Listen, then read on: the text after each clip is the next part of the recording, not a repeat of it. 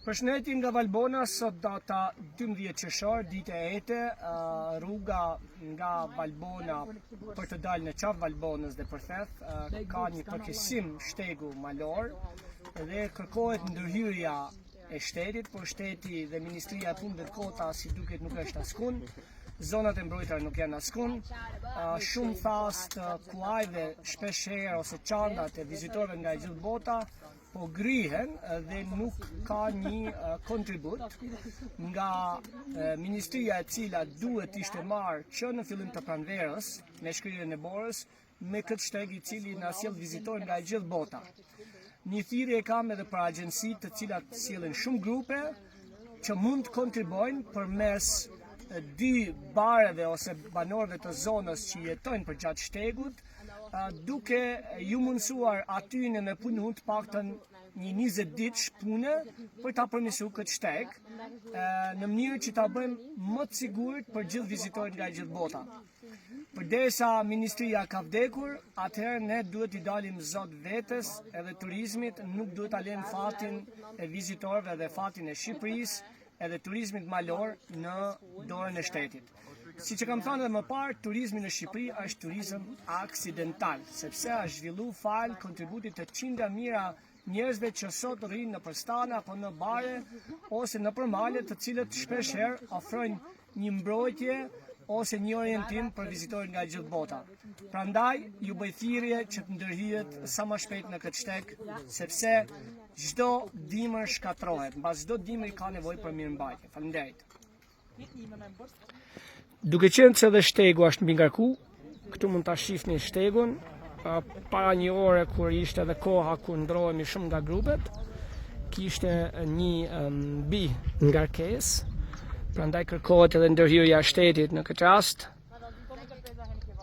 sepse kjo bukuri meriton shumë më shumë. Edhe kjo pjesë është bën një pjesë e cila për shumë vizitorë është kthyer në vend të bukur tërherës për foto, por gjithashtu është e rrezikshme dhe lipset se s'bën vendosje e tabelave që njerëzit mos ngjiten. Pak më parë pash dy prindër të papërgjithshëm me fëmijët e tyre në shpinë, ku pastaj në komentet e kësaj video unë do i fus edhe fotot që t'i shihni, dhe nuk duam që tragjedi të tjera siç ndodhen vjet të ndodhin.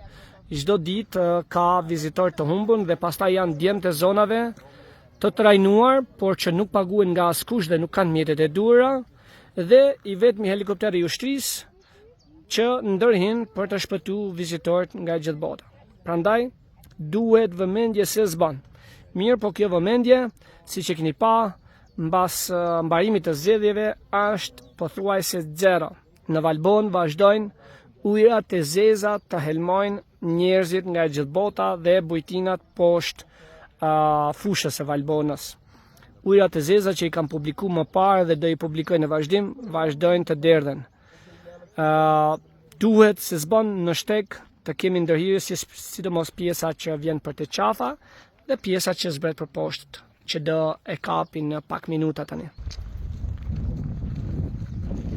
Si që shifni ajo pjesë e shtegut në qafë, është pjesa edhe që përbën rrezik, sidomos për kuajt edhe njerëzit, dhe kërkon se s'bën ndërhyrje.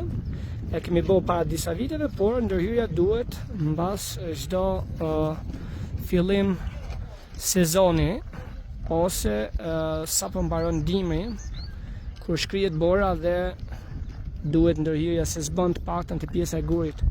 Mund ta shihni vështirësinë e vajzës.